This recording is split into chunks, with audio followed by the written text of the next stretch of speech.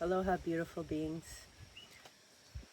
In today's episode, I would like to share with you some important key factors when deciding to sit in ceremonial containers with specific plant and animal psychedelic medicines. Now, before I begin, I'm just going to share a disclaimer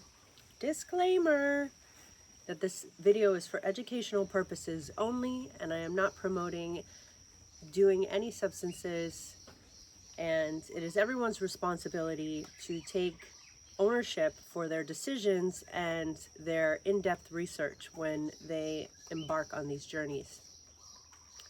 So a little bit about me. I have been working in the field of altered states of consciousness for probably a decade now, over a decade. And I facilitate ceremonies with cannabis and mushrooms. And the medicines that I actually want to talk to you about today are actually ayahuasca and 5-MeO-DMT. Being in the space of talking to a lot of people, I also train facilitators to hold safe containers for mushrooms and cannabis. I have spoken to many people and have had my own experiences about the things to look for when it comes to choosing the right ceremonial container. And if you're not aware of these things, then it could end up with a lot of problems, challenges, or to the detriment of your mental health. This is not to scare you whatsoever, but it is to make you an aware consumer and aware participant, because yes, you are still consuming these medicines or substances. So the first thing that I really want you to understand when it comes to these specific two medicines, ayahuasca and 5-MeO-DMT, which is the Bufo alvarius toad, is that these are two of the most potent and powerful psychedelics that there are. And please, please, please tread with caution. And what does that mean? Well, first of all, be mentally prepared to embark on these journeys.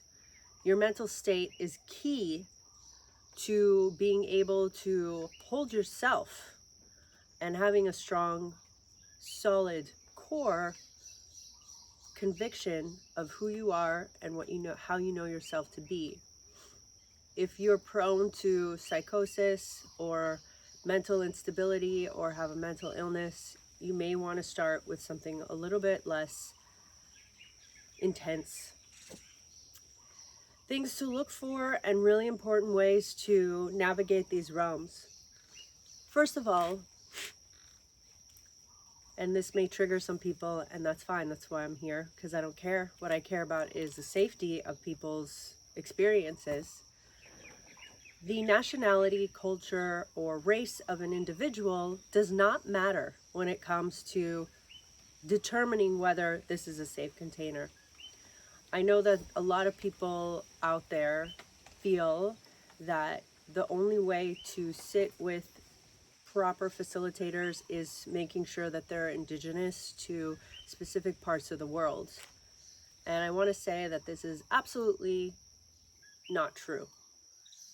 There are charlatans in every culture, in every race, in every human experience. You can find a charlatan anywhere. In fact, a lot of the stories that I've heard of things going haywire and people getting actually medicine that wasn't what they thought it was going to be have been in indigenous cultured circles. Now, before y'all flare up, I'm not saying that at all that indigenous culture circles are dangerous. I'm saying that this is not something to determine the full safety of the container. On the opposite side, if somebody is not from indigenous culture, that also doesn't mean that they are not qualified to hold space with these medicines either. I have received ayahuasca ceremonies from people who are white presenting Americans, and they learned from indigenous cultures and indigenous teachers, and that was the safest container I have ever had and felt to date, aside from my own, of course. So all of these things that I'm sharing with you, these tools to investigate, apply to everybody, okay? It's not subject to one or the other. It applies to everybody. So I'm going to list off some important things to consider. Number one, make sure that when you are entering a ceremony, somebody is interviewing you.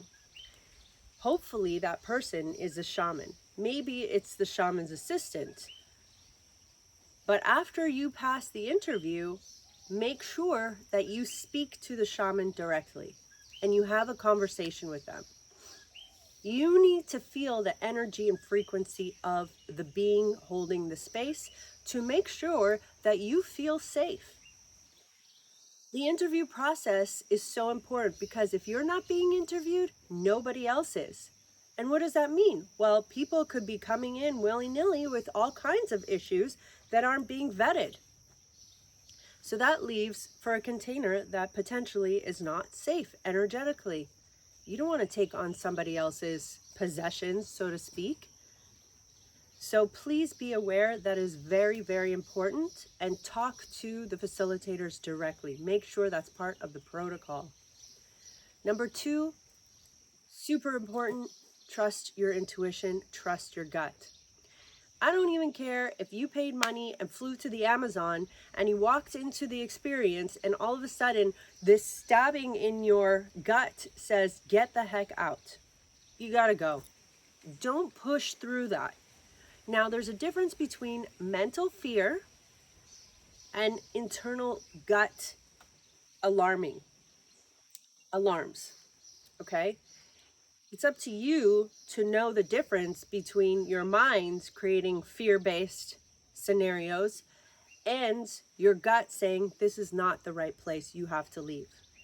This is where mental, emotional stability comes in when I spoke about earlier.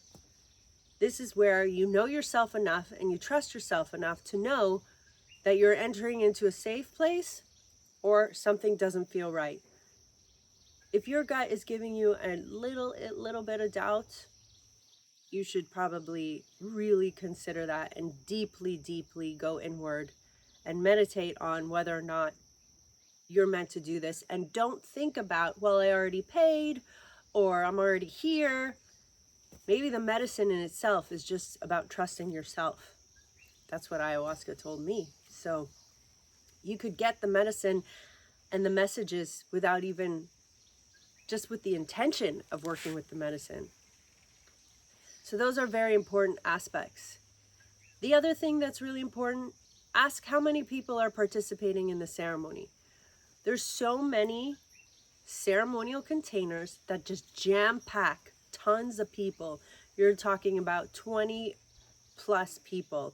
After like 20 people, there should be a facilitator there or a facilitator assist for every 3 people. If there is not, and this is one of your and you're in the early stages of your exploration, I would say don't go to that ceremony.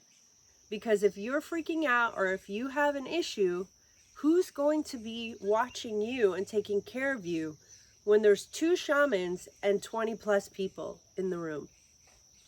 Now, if you're somebody who's experienced and you know the medicine and you understand these ceremonial containers, then yeah, it might be something that you enjoy, going into a space with a lot of people.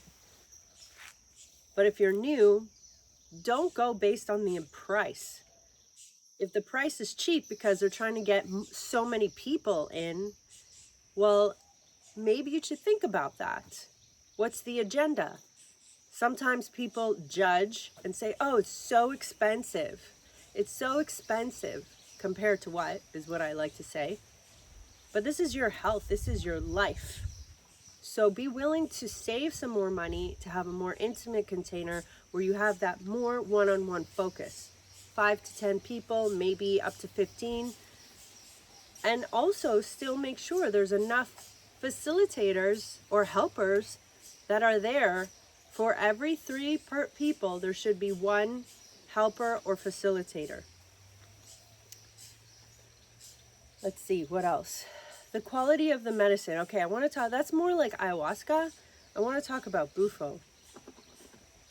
There's a lot of people out there serving bufo without any type of training, and it's kind of like boom, because it's short. They go in like it's a waiting room of people just in and out, in and out, in and out, in and out.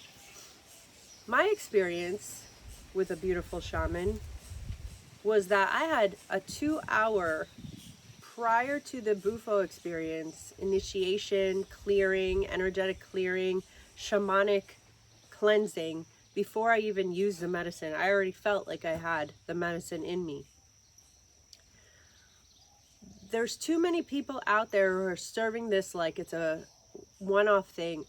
This experience is going to change your life. If people aren't measuring doses, ask, are you measuring the dose?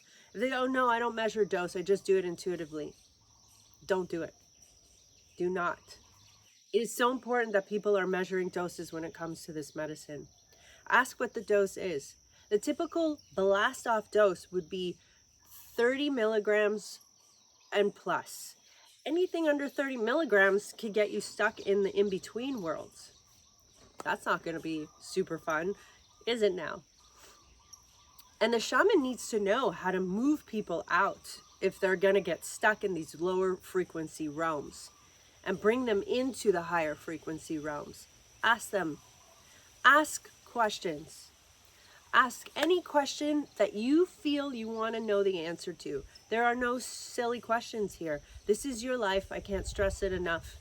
And if you feel like the answers are evasive, or just like, oh, don't worry about it, we know what we're doing, and they're not clear and concise and intentionally giving you the information so that you could feel good about the situation, don't do it. They're avoiding. It's an avoidance tactic, trying to get you to trust them because of their status. Don't put anybody in this space on a pedestal. I don't care how many years they've been practicing and offering ceremonial services. And the other thing I want to invite you to explore is when you work with people from your own culture and your own social construct, and they're facilitating, they understand your problems a lot more than people from different cultures. And that's something to consider if you're moving through things that are not common in other cultures, and you need assistance in working through those challenges that the societies of the Americas are going through right now, or have gone through. The traumas of our Western culture are not the same as different cultures in the world. And that's something important to consider, especially if you're going to work with somebody afterwards in integration. And that comes to my final point. Don't expect your shaman or facilitator to be your integration mentor or your integration coach. And make sure, especially with these two medicines, that you have somebody who is your integration facilitator after the ceremony. Make sure that they've experienced these medicines before and they know firsthand what it feels like to have these experiences, and that they're versed in the world of mystical experiences so that you feel seen, supported, and heard when you go through some wacky, crazy ass stuff that you need to share, and the person's like, doesn't get it, they don't understand. They're just like, oh, I'm just a psychologist. Yeah, I put integration psychedelics on my doctorate, but I've never done it before, so I don't know what you're talking about. What aliens? What do you mean you blasted off into pure consciousness and didn't know your identity? Okay, that's kind of weird, right? But then somebody's like, yes, I understand. I've been there. I've been there. I know what it is to come back from that place. I can be here for you, I can witness to you, and I can be of service to your healing and integration of that experience. Integration is key, especially with these medicines. It will be the catalyst to your healing journey. The medicine and the ceremony is just opening the doors. Once you move through them, a whole world of change is going to happen. And if you're ready for that, that's awesome. But make sure you have that support from your community or from the people around you because that is going to be key to making sure that these intense experiences get grounded into this reality so you could actually leverage them to your own conscious expansion and betterment of life here in this 3D world. I hope that was helpful. If you have any more questions, please comment below. Any haters will get deleted. Just don't even waste your time. And blessings on your journey. Aloha.